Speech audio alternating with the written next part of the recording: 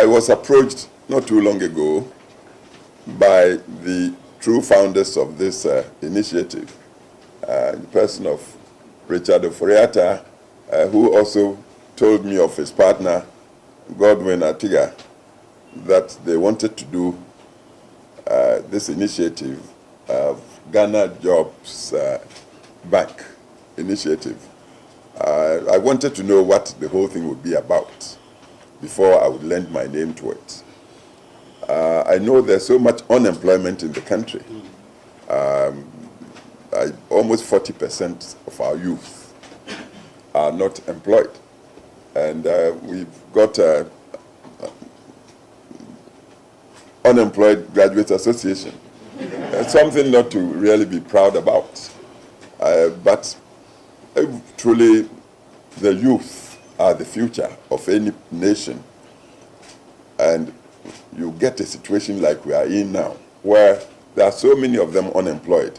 Then, if you are truly concerned as a citizen, let alone as a human being, then you know that the future may not be too bright unless there's a solution to the unemployment situation. So when I was approached by Oforiatta and the other partner, Aka, I heard him described as in Zimbabwe, a very enterprising youngster. I sat up. First, they wanted me to chair the board. I said no, I couldn't do it. Because where I am now, I'm very much retired. I would rather play the role of the retired uncle who would sit at home for the virile, enterprising nephews and youngsters and nieces to come and consult from time to time. I would impart whatever experience I have, give an opinion here and there, and hopefully the youth would go away and try to implement or glean some wisdom from the old man's viewpoints. So they agreed to rather make me patron than to take me as chair of the board. And I want to thank them. Considering the gathering I see here in my home, so many handsome and beautiful young persons, very intelligent, strong faces I see. I see that this thing is off to a really good start. I also see that the founders have taken pains to internationalize the initiative. We've heard of partners coming from the Middle East, some from India. We are glorified with the presence of the Turkish ambassador here, and Turkey is making waves when you talk of industrialization and job creation. All of them are here, and then we've got Gordon, who is already an international star, an inventor, and he's very much youth. I don't think he's older than 35. In spite of the large beard he's growing. What I want to say at this point is that you must believe in yourselves, the youth of Ghana, that you can do it. Unfortunately, it seems like we've been weaned as a society on everybody looking up to government. If we want to go that way, I'm afraid it will take umpteen years before we get there. Government is there, right? Government is to govern. Government is not to do business.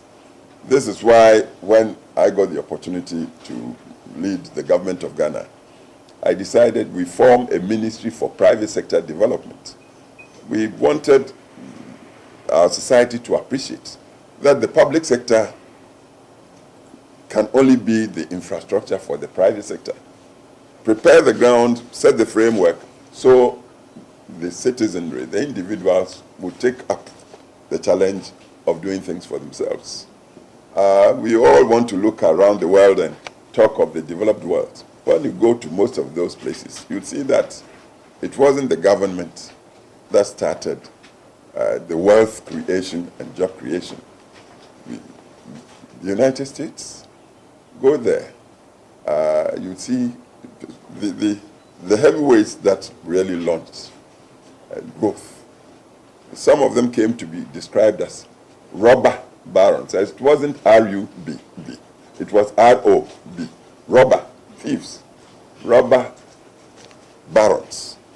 They laid the rail lines, built the skyscrapers, created the jobs. And that's what really came to define the United States of America.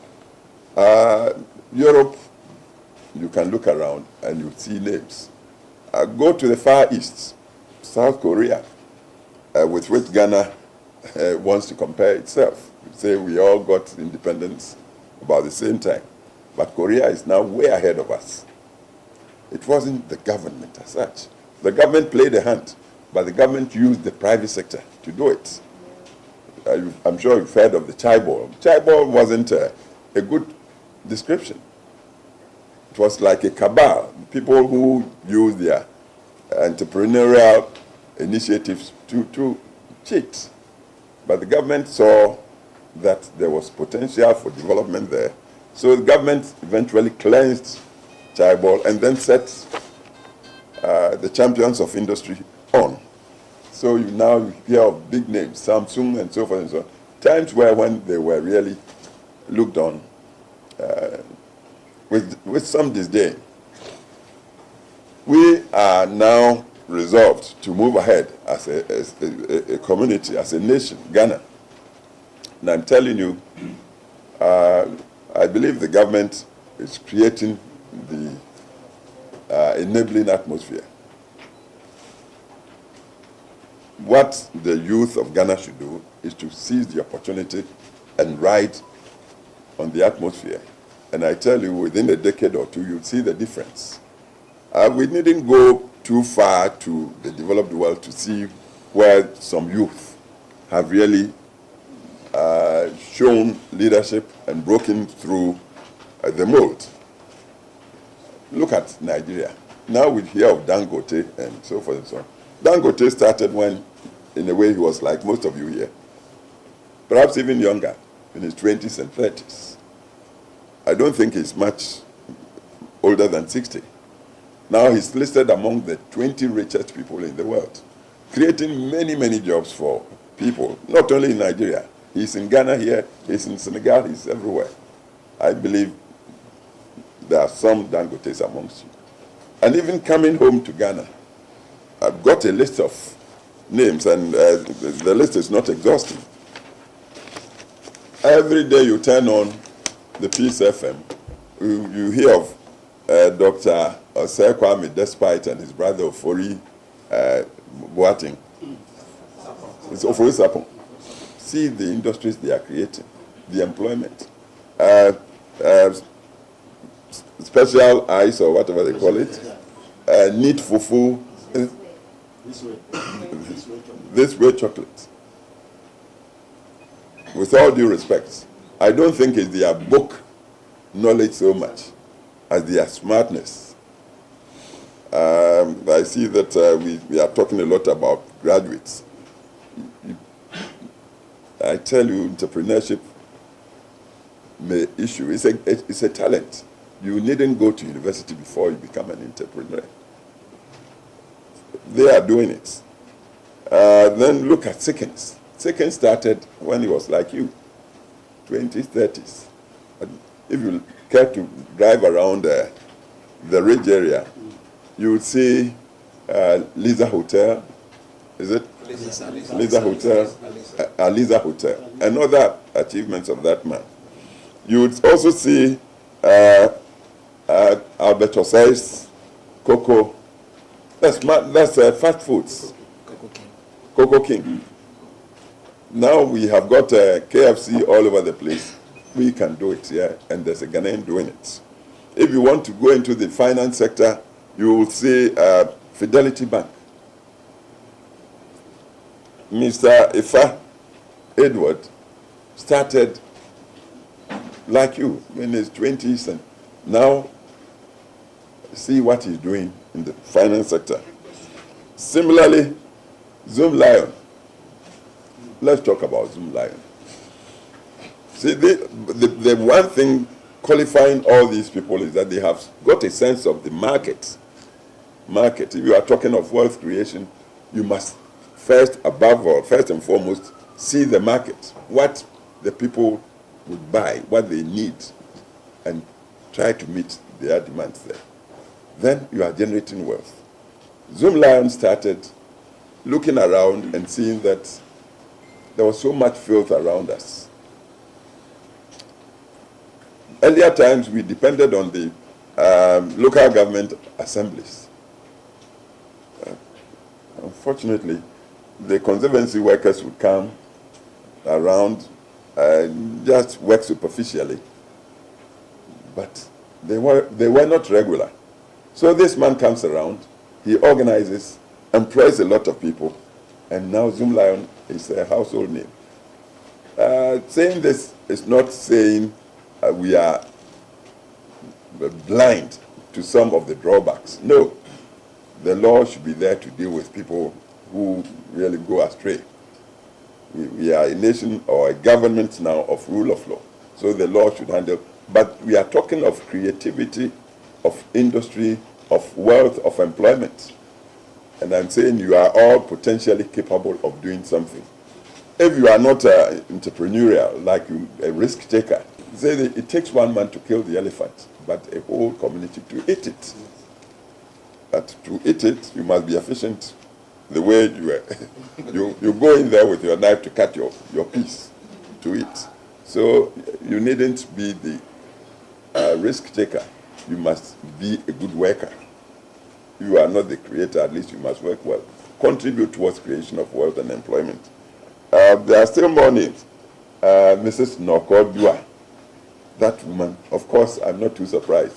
It's like genetic, because her father, the late Omabo, did so much. And she's got the genes of the father, and she's another creator.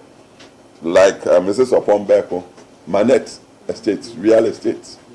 They are all doing it. And I'm saying I'm challenging the youth of Ghana. Those who have been privileged to go through the tertiary system of education, as well as those who haven't had the opportunity, but who are smart. And I'm happy Godwin, in outlining the purposes of the initiative, said there were two-tier programs. Smart youth, as well as the incubator for youth, entrepreneurial youth. The incubator would prepare those with the talent to be entrepreneurial. But the smart youth is the guy that would deploy the given talents of being efficient. You are employed as a factor of production. Go in there to be productive so that the employer is making the legitimate profit, and from there you would also get your legitimate wage. You might remember that when we were in government, I had occasion to remark that in our country it seemed government pretended to pay, and so the workers also pretended to work. With that combination, we weren't making progress. We need to eschew that tendency. Go in, work efficiently, be productive, the returns will come, you should be given your just pay. With that basis, I think we would all be happy. And it's on this basis that when I was approached by Richard and Aka, I said, look, young man, I believe you are in the right direction. Let me just be a patron. Let me be your retired uncle, staying at home, but occasionally throwing up some idea or experience to help you make your way around the world. And you make progress, create the wealth. Because I've said it and I want to repeat, I do not know anywhere on earth where people have used poverty to overcome poverty. You overcome poverty by wealth creation. But to create the wealth, you need to be smart, you need to be entrepreneurial, you need the investments. And I believe this is what this whole thing is about.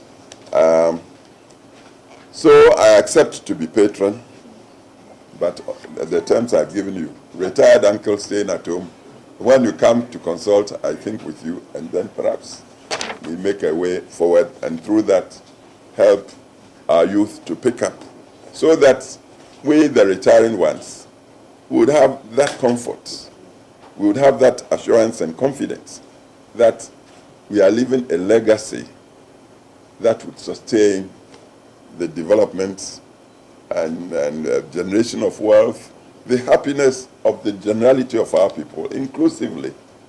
So there would be real future here. Our youth would not have to walk across the Sahara to die, or to go into dingy boats to be sunk in the Mediterranean.